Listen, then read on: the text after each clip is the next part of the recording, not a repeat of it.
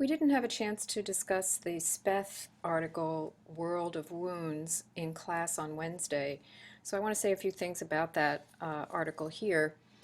One of the things that Speth observes is that in the 20th century there was an incredible economic expansion that has pushed the human enterprise and its effects to a planetary scale.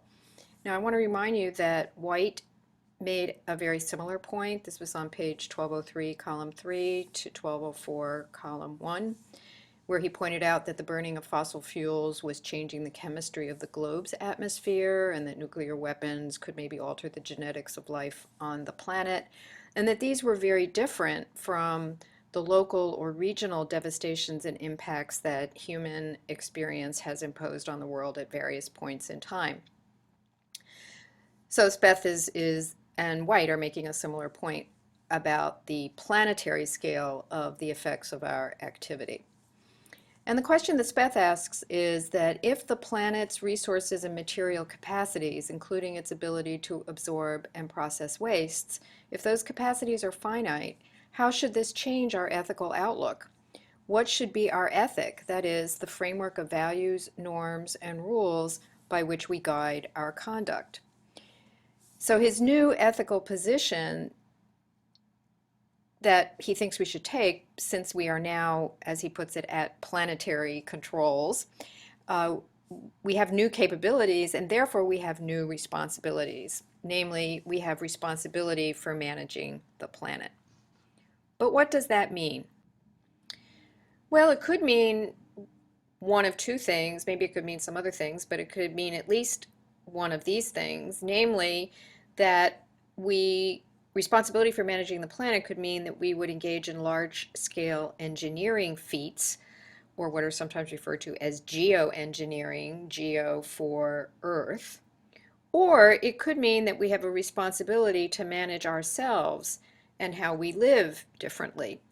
By the way, on page 21, Speth does argue that we certainly do have this latter responsibility, that we have a moral responsibility to live differently, because even if we made no changes, what we're doing today, in other words, even if we didn't even grow further, we didn't increase emissions or whatever, just living as we do today, we would still bring about appalling deterioration of the planetary habitat.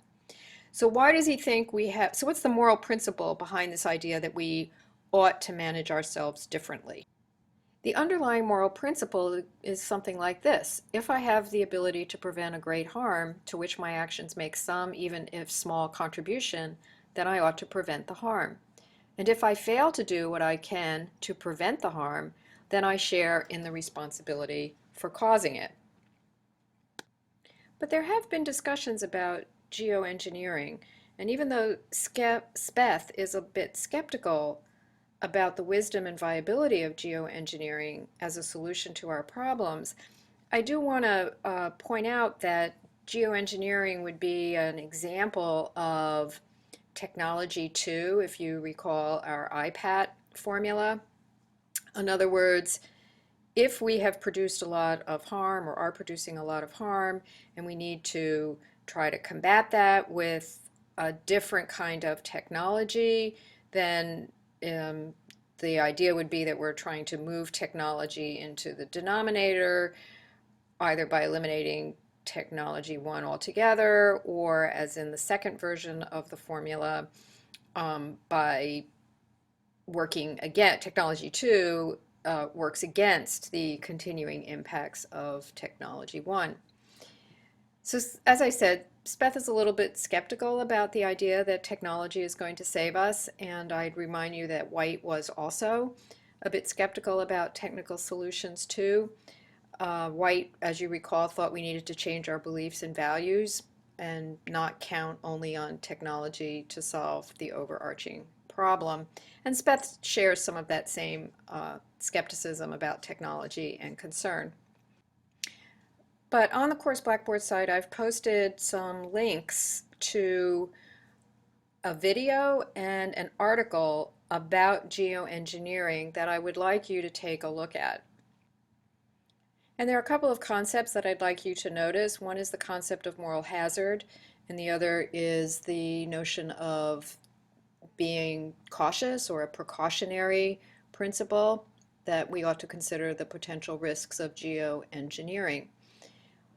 Moral hazard is the risk, the danger, the hazard that people will behave badly or wrongly because of some practice, policy, or circumstances. It's the tendency for a person or persons to take risks that they would not normally take because the costs that could be incurred will not be felt by that person or persons.